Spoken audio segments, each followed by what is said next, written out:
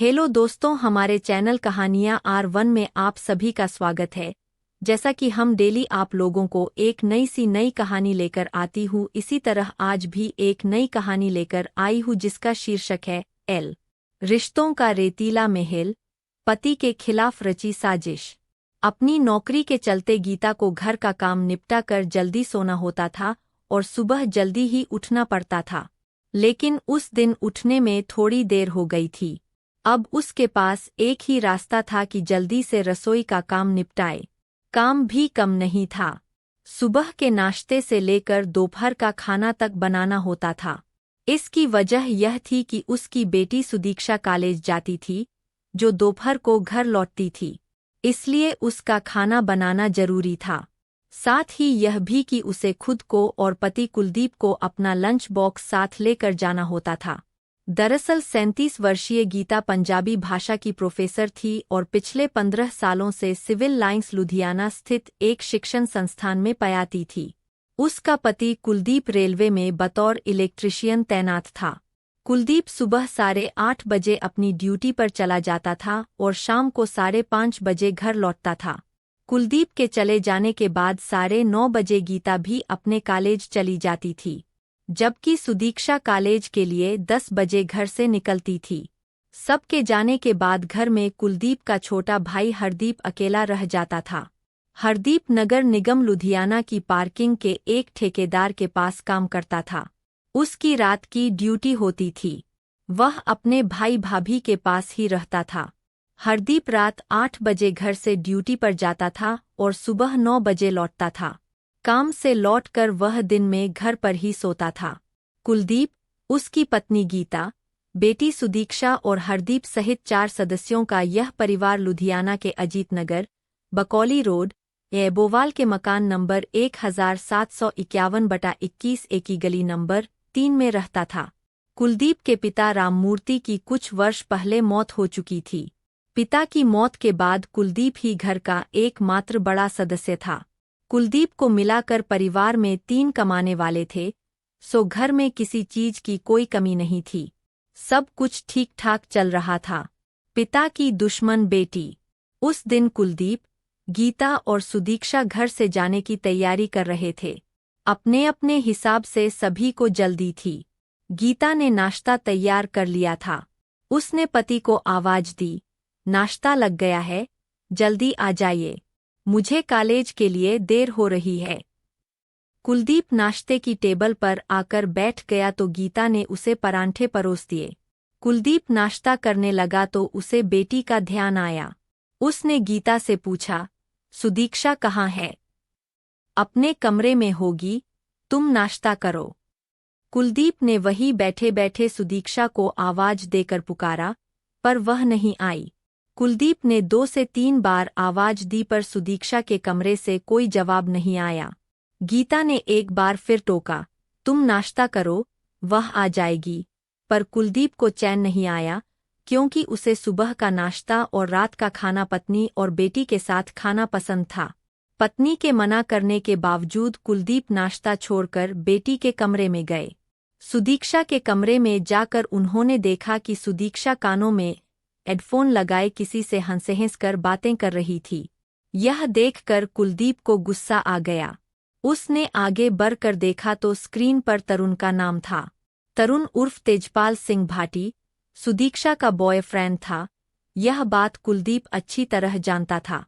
तरुण हंसबड़ा road पर पंजपीर के पास मेहर सिंह नगर में रहता था। उसकी मेडिकल शॉप थी। पिछले 3 सालों से सुदीक्षा और तरुण के प्रेम संबंध थे। कुलदीप शुरू से ही इन संबंधों का विरोध करता था। इसे लेकर उसने सुदीक्षा को कई बार फटकारा भी था। इतना ही नहीं, तरुण को लेकर बाप बेटी में साथ कई बार कहासुनी भी हुई थी। फिर भी सुदीक्षा ने तरुण का साथ नहीं छोड़ा। कुलदीप उसे बराबर समझाता था कि फालतू के प्यार व्यार के चक्कर में न पड़कर अपनी पढ़ाई पर ध्यान दे। लेकिन सुदीक्षा ने पिता की बात कभी नहीं मानी। वह खुद को आजाद मानती थी और आजाद ही रहना चाहती थी। अपनी जिंदगी में उसे किसी की दखलंदाजी बर्दाश्त नहीं थी। तरुण के मामले में तो वह किसी की भी नहीं सुनती थी। फोन की स्क्रीन पर तरुण का नंबर देखकर कुलदीप के तनबदन में आग लग गई। उसने डांटते हुए सुदीक्षा से कहा, 1000 बार मना किया है कि इस लफंगे से संबंध नहीं रखना, पर तुम हो कि मानती ही नहीं। क्या मेरी बातें तुम्हारी समझ में नहीं आती, या सब कुछ जानसमझकर अनजान बनने का नाटक करती हो? सुदीक्षा के कमरे से पति के जोर जोर से बोलने की आवाज सुनकर गीता भी वहां आ गई। उसने भी बेटी को डांट कर चुप रहने के लिए कहा, लेकिन बाप बेटी के बीच फोन पर तरुण से बातचीत को लेकर कहासुनी चालू रही। इस बहस में दोनों में से कोई हारने को तैयार नहीं था। कुलदीप पिता होने का अधिकार समझकर बेटी को गलत राह पर जाने से रोक रहा था, जो अपनी जगह पर ठीक भी था। जब बच्चे अपना लक्ष्य भूलकर रास्ता भटकने लगते हैं, तो पिता का कर्तव्य बन जाता है कि वह अपनी संतान को गलत राह पर जाने से रोके और अपनी समझ के अनुसार उसका सही मार्गदर्शन करे। यही कुलदीप कर रहा था। दूसरी ओर कोई तरुण को भला बुरा कहे, यह सुदीक्षा को बर्दाश्त नहीं था। यही कारण था कि कुलदीप जब भी बेटी को समझाने की कोशिश करता तो वह हत्थे से उखड़ जाती थी। इसके साथ ही बाप बेटी के बीच तरुण को लेकर महाभारत शुरू हो जाता था। तरुण के मामले में सुदीक्षा अपने पिता को अपना कट्टर दुश्मन मानती थी। उस दिन कहासुनी से शुरू हुई बात अचानक इतनी ज्यादा बढ़ गई कि गुस्से में कुलदीप ने सुदीक्षा के हाथों से मोबाइल छीनकर फर्श पर पटक दिया। इसके बाद वह गुस्से में नाश्ता किए बिना ही घर से निकल गया। खाने का टिफिन भी घर पर ही छोड़ दिया था। परिवार में किसी तीसरे का दखल भी बयाता है कलह। कुलदीप के बिना कुछ खाए पिए घर से निकल जाने के बाद गीता और सुदीक्षा भी बिना नाश्ता किए अपने अपने कॉलेज चली गईं। रात को कुलदीप ने एक बार फिर बेटी को प्यार से समझाने के लिए खाने की टेबल छत पर लगवाई। कुलदीप का भाई हरदीप खाना खाकर काम पर जाने की तैयारी कर रहा था। गीता, सुदीक्षा और कुलदीप ने जब तक खाना शुरू किया तब तक हरदीप जा चुका था।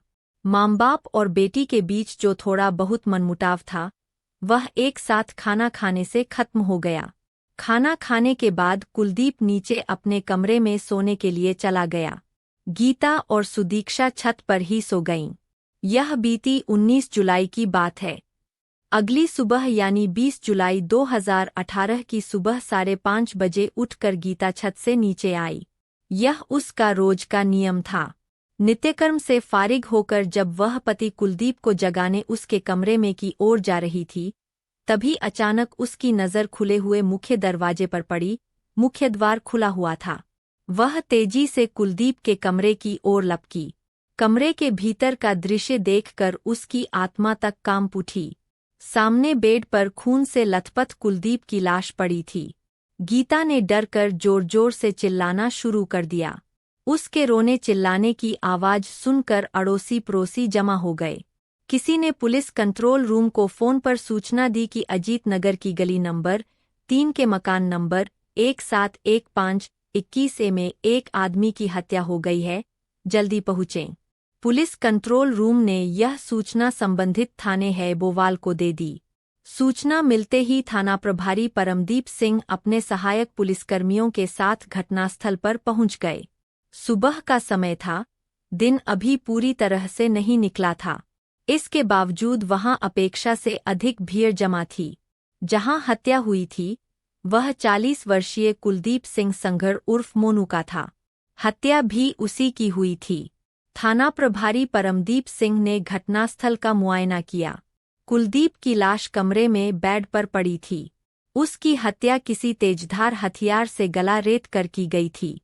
कटने पर गले से बहा खून बेड पर फैला हुआ था। खून देखकर ऐसा लगता था जैसे कुलदीप की हत्या कुछ घंटे पहले ही की गई हो, क्योंकि खून का रंग अभी तक लाल था, काला नहीं हुआ था। घनी आबादी वाली उस मध्यमवर्गीय परिवारों की कॉलोनी के एक मकान में इस तरह हत्या हो जाना आश्चर्य वाली बात थी।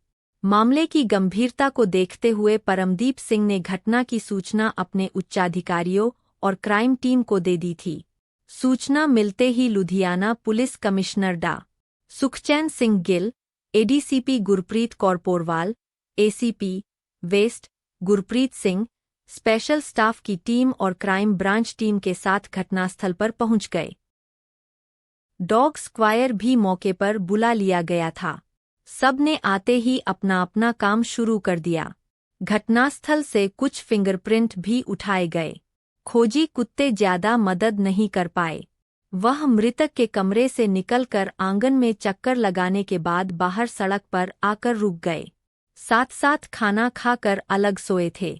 थाना प्रभारी परमदीप सिंह को मृतक कुलदीप की 37 वर्षीय पत्नी गीता ने बताया कि कुलदीप ने रात को करीब 9:30 बजे मेरे और 17 वर्षीय बेटी सुदीक्षा के साथ छत पर खाना खाया था। खाना खाने के बाद लगभग 10 बजे वह नीचे अपने कमरे में सोने चले गए थे। बाद में मैंने नीचे आकर घर का मुख्य द्वार बंद करके ताला लगाया था। फिर मैं छत पर बेटी के साथ सोने चली गई थी। रोज की तरह सुबह 5:30 बजे जब मैं छत से उतरकर नीचे आई तो मैंने कुलदीप के कमरे में उनकी लाश देखी। उस समय घर का मुख्य द्वार खुला हुआ था। यह देख मैंने घबराकर शोर मचा दिया, जिससे अड़ोसी पड़ोसी जमा हो गए। उन्हीं में से किसी ने पुलिस को फोन किया होगा। मृतक कुलदीप के भाई हरदीप ने बताया कि वह रात के करीब 9:30 बजे जब काम पर जा रहा था, तब भाई भाभी और सुदीक्षा छत पर बैठकर खाना खा रहे थे। सुबह 5:30 बजे मेरे दोस्त और पड़ोसी लाला ने फोन पर मुझे यह खबर दी। हरदीप ने यह भी बताया कि रात को रोजाना कुलदीप ही बाहर वाले मुख्य दरवाजे पर ताला लगाया करता था। उसने यह भी बताया कि कुलदीप को शराब पीने की आदत थी। अपनी ड्यूटी से आने के बाद वह सोने से पहले तक 1 से 2 घंटे घर पर ही बैठकर शराब पिया करता था। हरदीप के अनुसार घर से उसके भाई की काले रंग की स्प्लेंडर मोटरसाइकिल और 2 फोन भी गायब थे, जिनमें एक फोन ओप्पो कंपनी का था और दूसरा चाइनीज सेट था।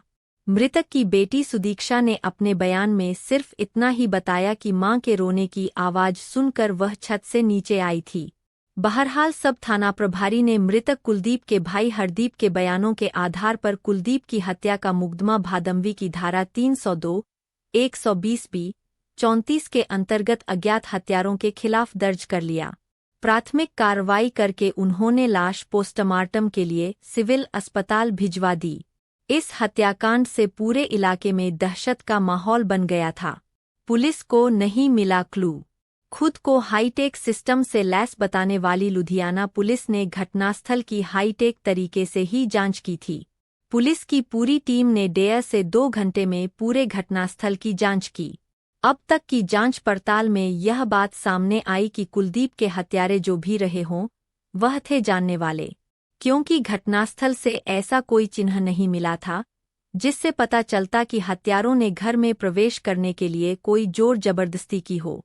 संभवत कुलदीप की हत्या में किसी नज़दीकी का हाथ था। बहरहाल परमजीत सिंह ने आगामी तफ्तीश शुरू करते हुए घटनास्थल के आसपास लगे सभी सीसीटीवी कैमरों की फुटेज चेक की। मृतक की पत्नी गीता, बेटी सुदीक्षा और नज़दीकी रिश्तेदारों के अलावा कुलदीप के दोस्तों और सहकर्मियों से भी पूछताछ की गई, लेकिन परमदीप सिंह के हाथ ऐसा कोई सूत्र नहीं लगा जिसे कुलदीप की हत्या से जोड़कर देखा जा सके। पूछताछ के दौरान पड़ोसियों ने बताया था कि कुलदीप और उसकी पत्नी गीता के बीच अक्सर झगड़ा होता था।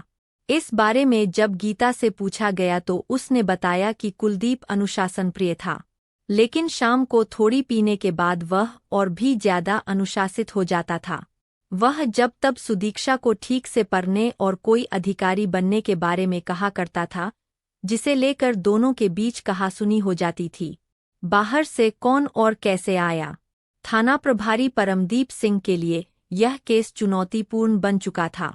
उन्होंने एक बार फिर सारे घटनाक्रम का शुरू से अध्ययन किया। कत्ल के वक्त केवल मां बेटी ही घर पर थीं। पुलिस को यह बात खटक रही थी कि आखिर कातिल घर में दाखिल कैसे हुए, क्योंकि बिना फ्रेंडली एंट्री के घर में दाखिल होना संभव नहीं था। वारदात के वक्त मृतक कुलदीप का छोटा भाई हरदीप भी अपनी ड्यूटी पर गया हुआ था। छानबीन में वह न केवल निर्दोष पाया गया, बल्कि उसके बयान ने पुलिस के शक की सुई मृतक की पत्नी गीता की ओर घुमा दी थी।